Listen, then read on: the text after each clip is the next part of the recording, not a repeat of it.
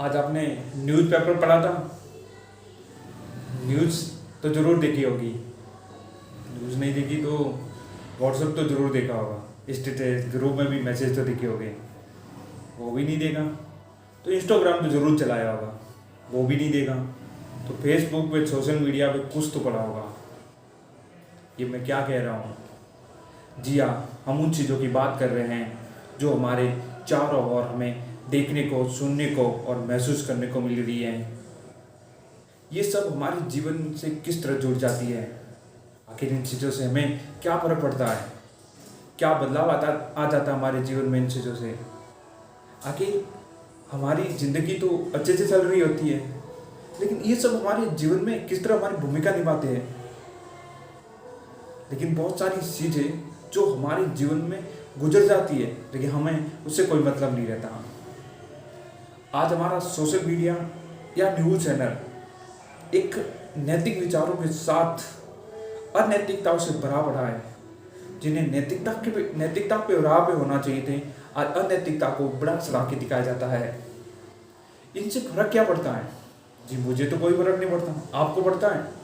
अरे जी, हम दोनों को फर्क पड़ता है, क्योंकि ये हमारे जीवन से जुड़ी है। क्योंकि हम सोशल मीडिया से घिर के रह रहे हैं। आजकल जो हम देखते हैं, जो हम सुनते हैं, जो समझते हैं, वही तो हम बोलते हैं, वही तो हम सोचने लग जाते हैं। उसी तरह हमारा जीवन ढलना शुरू हो जाता है और यही जीवन हमारे आदत में आ जाता है। जब हमारी आदत ऐसी हो जाती है तो हमारे बच्चे भी तो यही सीखते हैं। तो हमारा भविष्य, हमारा चल चित्रण किस दिशा में जा रहा है, इसे सोचने और ठहरने की ज़रूरत है। हम सब कुछ बदल सकते हैं, लेकिन हमें सोच बदलनी जरूरी हो जाती है। वेलकम बैक, मैं बी आर सितार, आप देख रहे हैं नैतिक इंडिया। जी, अब तक मैं ये बता रहा था कि जो चीज़ें हमारे चारों ओर है वो हमें किस तरह से प्रभावित करती है। आखिर मैं ऐसा क्यों कह रहा हूँ?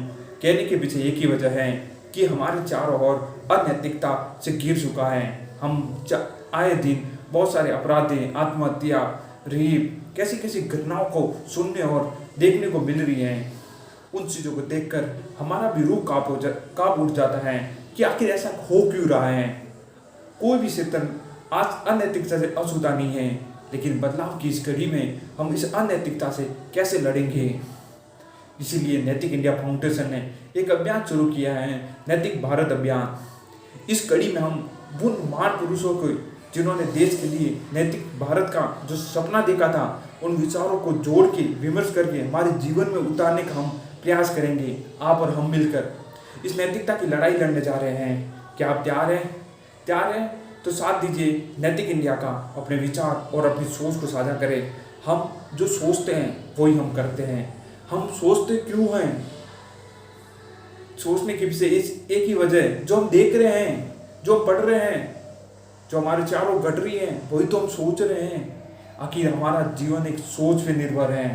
कहता है ना, अगर आप पॉजिटिव हो तो कभी कोई दुख का सामना नहीं करना पड़ेगा।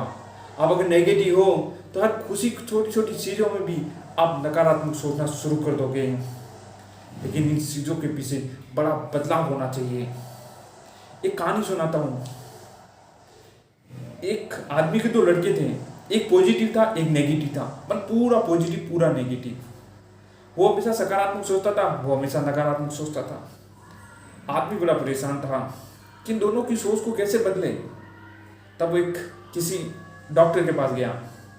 डॉक्टर ने कहा कि इनको बदलने के पीछे कुछ वजह हो सकती है। तो उसने एक तरकीब निकाली। जो नेगेटिव लड़का था उसके रूम को बड़े बड़े खिलौने, बड़े बड़े चीज़ों से भर दिया। सोने, घोड़े, हाथी, बहुत सारे खिलौने से भर दिया। और एक जो पॉजिटिव लड़का था उसके रूम में जो घोड़े की जो लाद होती है, उस कटोरे में भर के वहाँ रख दी गई।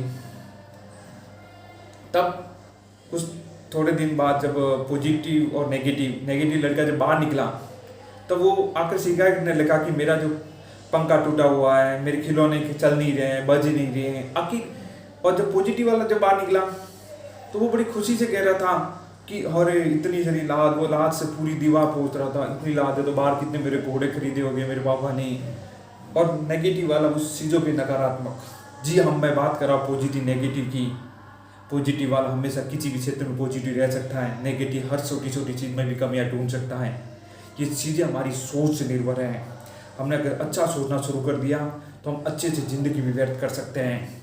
नैतिक इंडिया यही चाहता है कि आसपास का वातावरण अगर नैतिक हो जाए, हमारा न्यूज़ चैनल, हमारा सोशल मीडिया, हमारा आसपास का क्षेत्र जो हम देखते हैं, समझते हैं, सोचते हैं, वो सब नैतिकता से भर जाए, तो ये रेप बलात्कार 50% कम हो जाएंगे, ये अपराध भी नहीं होंगे।